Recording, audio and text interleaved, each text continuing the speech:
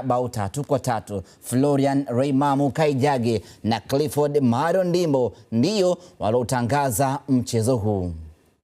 Dakika 45 kipindi cha kwanza kikiwa kinaanza uwanja wa Taifa Dar es Salaam. Weka kwenye lango la timu ya Simba kule.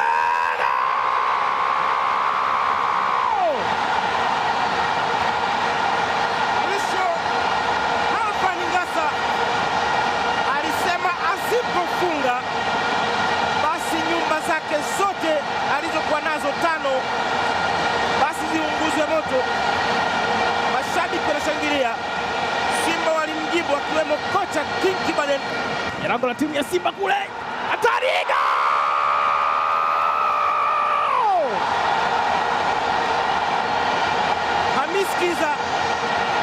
Hamisi Friday Kiza, Uganda wanamuita Diego. Umri wake miaka 23. Akicheza akisajiliwa kwa klabu ya URA. Msimu wake wa 3 akicheza katika klabu ya Yanga. Nio nzima. Hatari kwenye lango la timu ya Simba kule. Hatari!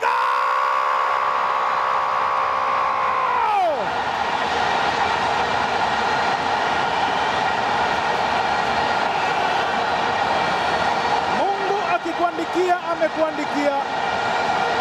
Mungu akikupa anakupa. Mashabiki wa Yanga hao, kipindi ni cha kwanza, wana raha ya mabao 3.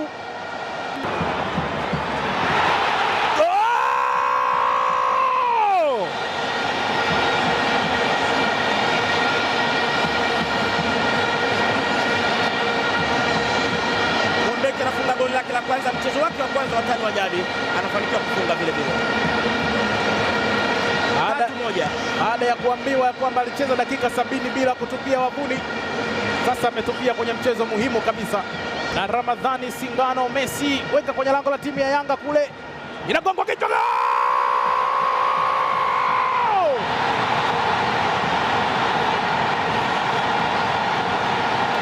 Angalia Ali Mustafa alivyokuwa. Ukapigwa mpira ule. Owino kagonga kichwa. Sasa kasaidia yale anayofanya na safu ya ushambuliaji. Ramadhan Singano, wanamuita Messi wenyewe, kapiga kama Messi, amelitendea haki hilo jina.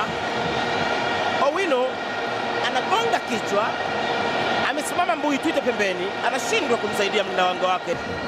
Nahodha wa timu ya Simba huyo Masud Cholo kwenye lango la timu ya Yanga kule.